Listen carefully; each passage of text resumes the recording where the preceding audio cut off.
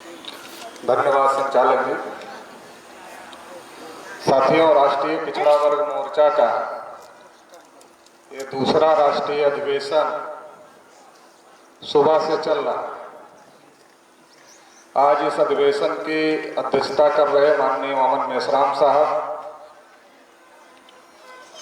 अधिवेशन के मुख्य अतिथि न्यायमूर्ति वीरेंद्र सिंह यादव जी, सेवानिवृत्त न्यायाधीश हाई कोर्ट इलाहाबाद, कार्यक्रम के उद्घाटक माननीय वीरपाल गंगवार साहब, सेवानिवृत्त IAS नई दिल्ली, कार्यक्रम में उपस्थित विशेष अतिथिगण और दूर दराज से आए हुए साथियों, OBC जातियों में एक बड़ा तबका खेती किसानी करने वाली जातियों का है और हम लोग इस बात को समझ सकते हैं, क्योंकि किसान के घर में पैदा हुए। इस समय धान की कटाई का समय बहुत जोरों पर है और इसी के साथ साथ गेहूं की बुआई का भी समय आ रहा है। तो जो किसानों की व्यस्तता है वो बहुत ज्यादा है, लेकिन इसके बावजूद भी आप सभी लोग इतनी बड़ी संख्या में यहां पर हाजिर हुए, इसके लिए आप सभी लोगों को तहे दिल से धन्यवाद देना चाहते हैं। हमारे पिछड़े वर्ग के बहुत सारे कार्यकर्ताओं ने बहुत ही ज्यादा मेहनत करके इस कार्यक्रम को सफल करने की, कामयाब करने की कोशिश किया। उन कार्यकर्ताओं को भी तहे दिल से धन्यवाद देना चाहते हैं।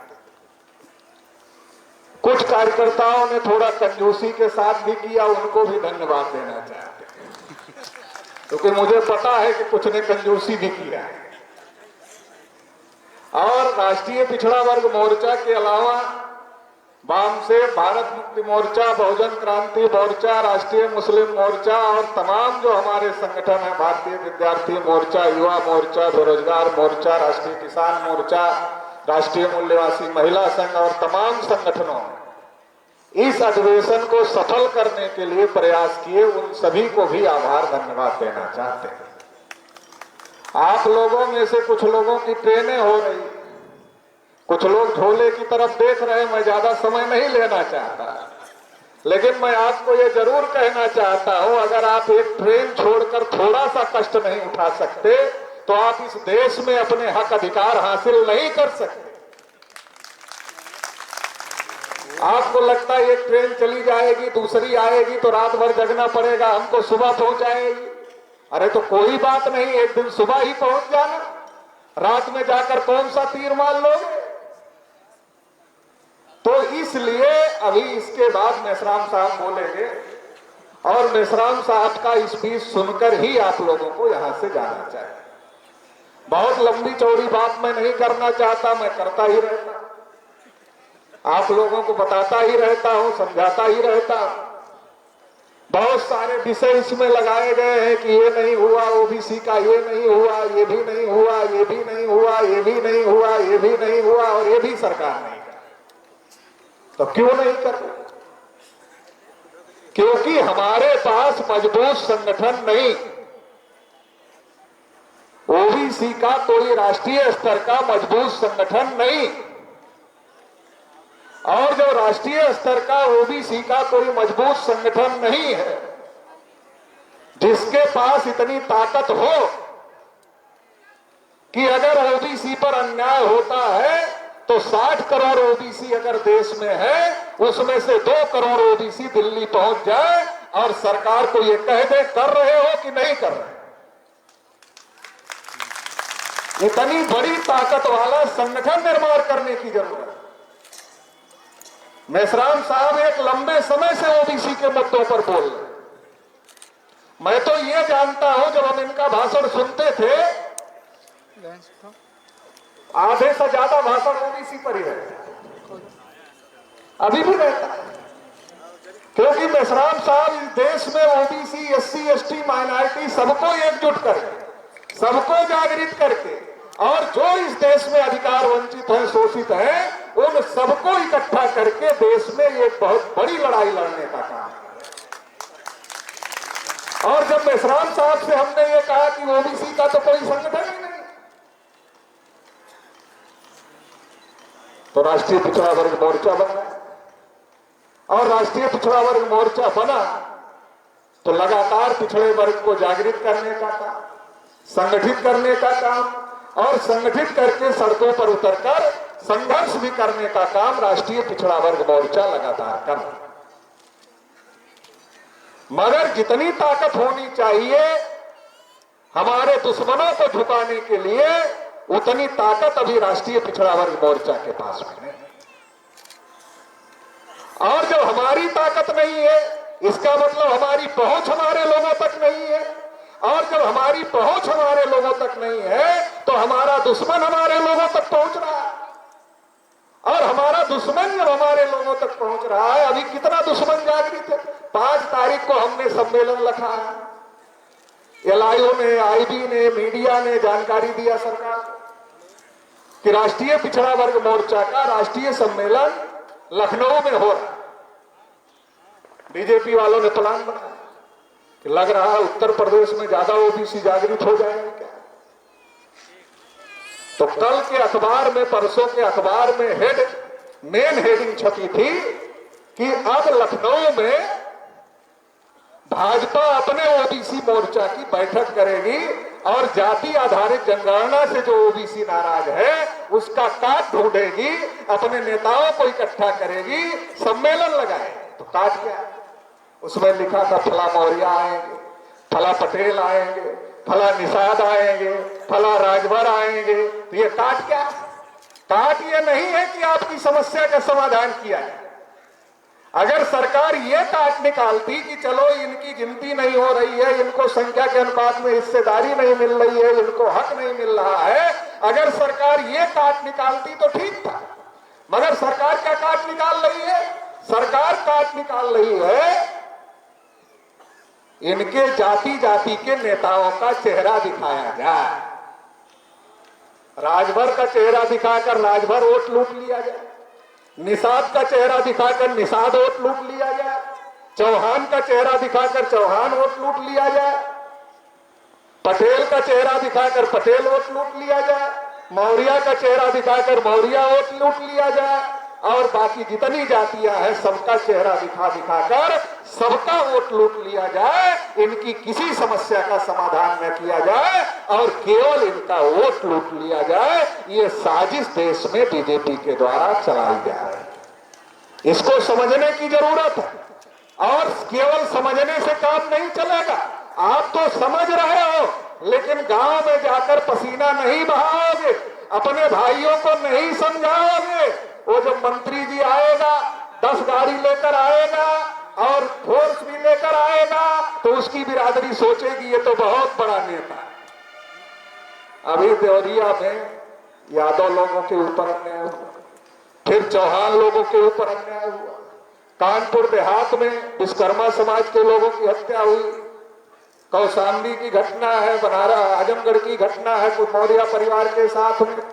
तो लगातार जो पिछड़े वर्ग के लोग हैं, जब से बीजेपी की सरकार आई है, इनके ऊपर अन्याय अत्याचार बढ़ा, लेकिन वो थोड़े ही दिखता है, वो नहीं दिखाया जा।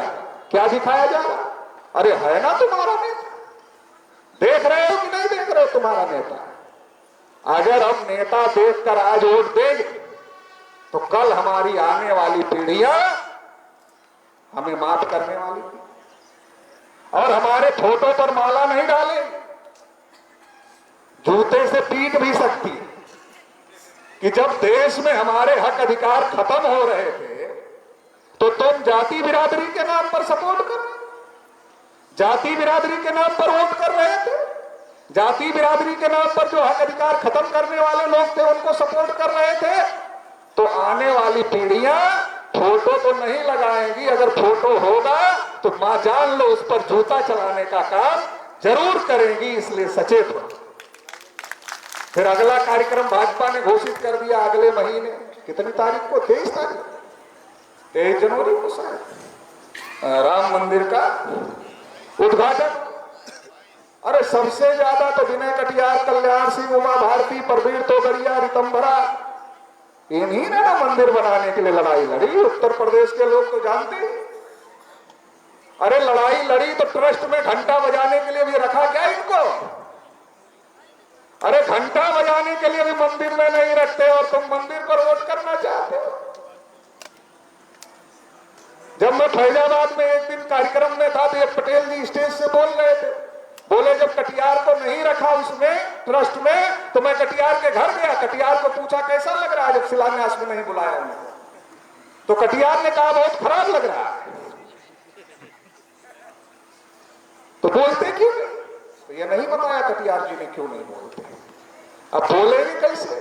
सुप्रीम कोर्ट ने कहा बाबरी मस्जिद गिराना गलत था, बाबरी मस्जिद गिराना गलत था, लेकिन राम मंदिर वहीं था, यही ना कहा सुप्रीम कोर्ट ने। अब जिन लोगों ने मस्जिद गिराई है, तलवार तो लटकी है उनके ऊपर, अगर वो बोलेंगे तो उसी केस में अंदर डाल देंगे। काल्पनिक नहीं बोल रहा। जब कल्याण सिंह जी राज्यपाल पद से रिटायर हुए तो उन्होंने एक अखबार में बयान दिया कि अब हम सक्रिय राजनीति में हिस्सा लें। नोटिस आ गई, कौन सी केस में? मस्जिद गिराने के केस में। तब से कल्याण सिंह जी दोबारा नहीं बोले हम सक्रिय राजनीति में हिस्सा। मध्य प्रदेश में उमा भारती जी को बिठाकर रखा गया, कोई नहीं पूछ रहा उनको बीजेपी, मगर चुप है, ज्यादा नहीं बोलती। कभी कभी बहुत गुस्सा लगता, थोड़ा बहुत बोल लेती, ज्यादा नहीं बोलती, विद्रोह नहीं करती। क्यों नहीं करती? पता है मस्जिद गिराने वाले। तो जो इस लड़ाई में जाएगा वो बुरी तरीके से फंसेगा, कभी भी बाहर नहीं निकल सकता है। आखिरी बात कहकर अपनी बात समाप्त। इस प्रकार की बात में हम क्यों फंसते? क्योंकि हमें दोस्त और दुश्मन की पहचान है। घोड़ा और घास की अगर दोस्ती होगी तो घास को फायदा होगा कि घोड़े को फायदा? अरे घोड़े को जब भूख लगेगी तो घास को खा जाएगा, घास खत्म हो जाएगी। घोड़ा घास की दोस्ती चलती नहीं है, सांप नेवला की दोस्ती चलती नहीं है। बाबा साहब ने कहा चींटी हाथी की दोस्ती नहीं चलती है, शेर और बकरी की भी दोस्ती नहीं चलती। उनको जब वोट लेना होता है तो भाईचारा बनाते हैं, तो पहले भाई बनाते हैं, फिर चारा बनाते हैं, फिर हजम कर जाते हैं। हमको पता ही नहीं चलता कब हजम हो। तो इसलिए न भाई बनना है और न उनका चारा बनना है, ये बात तय करो।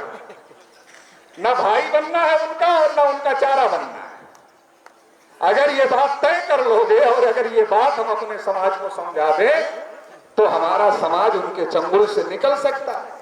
फिर अभी हमारे आईएएस महोदय कह रहे थे, जज साहब कह रहे थे, सभी प्रकार की गुलामी से जब ये दोस्त और दुश्मन की पहचान हो जाएगी तो जहां जहां दिखेगा वही वही निकल ये पहचान बहुत जरूरी है।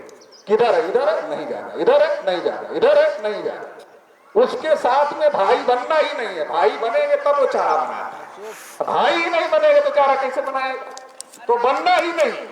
लोकतंत्र में हमारी संख्या ज्यादा है। अगर हम वंचित समूह के लोग, ओबीसी, एससी, एसटी, माइनॉरिटी के लोग इकट्ठा होते हैं तो 90% से ज्यादा हमारी आबादी है। और 90% लोग अगर इकट्ठा होते हैं तो हम ही इस देश को चलाने लायक होंगे। और इतिहास इस बात का गवाह रहा, जब जब इस देश को हमने चलाया तो ये देश विश्व गुरु हुआ, सोने की चिड़िया हुआ, अखंड भारत बना। और जब जब इस देश की सत्ता इन लोगों के हाथ में गई तो हंगर इंडेक्स जो आया है ग्लोबल, उसकी रिपोर्ट देखो। टीवी चैनल वाले हमें कह रहे थे पाकिस्तान भूख से मर रहा, बांग्लादेश भूख से मर रहा, नेपाल भूख से मर रहा, श्रीलंका भूख से मर रहा। और ग्लोबल हंगर इंडेक्स ने क्या बताया? अरे सबसे ज्यादा भुखमरी तो भारत में है, इससे अच्छा पाकिस्तान है, नेपाल है, श्रीलंका है, बांग्लादेश है। भारत सरकार ने कहा गलत है। अरे गलत कैसे है? तुम्हारे ही आंकड़ों के आधार पर तुमने रिपोर्ट जारी किया। गलत कैसे? तुमने जो आंकड़े घोषित किया उसके आधार पर ही रिपोर्ट जारी किया, तो गलत कैसे? तो हमें समझने की जरूरत है और इस देश को हम चलाएंगे तो हमारी समस्याओं का समाधान होगा। इसके लिए हम लोगों को एकजुट होने की जरूरत है, इसके लिए तैयारी करने की जरूरत है। जो देश भर से हमारे कार्यकर्ता आए उनको ये कहना चाहते हैं कि अपने राज्य में अपने जिले में, अपने कमिश्नरी में, तहसील में, ब्लॉक में, न्याय पंचायत में, ग्राम पंचायत में संगठन बनाइए। संगठन में शक्ति है, बिना संगठन के कोई शक्ति नहीं है। समाज हमारा बहुत बड़ा है, लेकिन शक्ति हमारे पास क्यों नहीं है? क्योंकि संगठन हमारा कमजोर है। समाज बड़ा है, समाज में साधन संसाधन भी है, सब कुछ है, लेकिन संगठन कमजोर है, इसलिए लड़ाई कमजोर है। इसलिए संगठन को मजबूत करिए। अगर संगठन मजबूत होगा तो लड़ाई मजबूत होगी। जैसे आज कोई पॉलिटिकल पार्टी जाति जनगणना को दबा नहीं पा, क्यों नहीं दबा? जितना ताकत है राष्ट्रीय पिछड़ा वर्ग मोर्चा की, वामसेव की, भारत मुक्ति मोर्चा की, बहुजन क्रांति मोर्चा की, उतनी ताकत से हम लोग लगातार उठा रहे हैं। इसलिए हर पार्टी को बोलना मजबूरी हो गई है, लेकिन इतनी ताकत पर्याप्त नहीं है। ताकत तो इतनी होनी चाहिए, गला पकड़ ले। कर रहे हो कि नहीं कर रहे? इतनी ताकत निर्माण करने की जरूरत है। तो ये ताकत आप लोग निर्माण करेंगे, संगठन को मजबूत करेंगे। इतना ही इस मौके पर कहते हुए आप सभी लोगों ने मुझे सुना, इसके लिए बहुत बहुत आभार, बहुत बहुत धन्यवाद।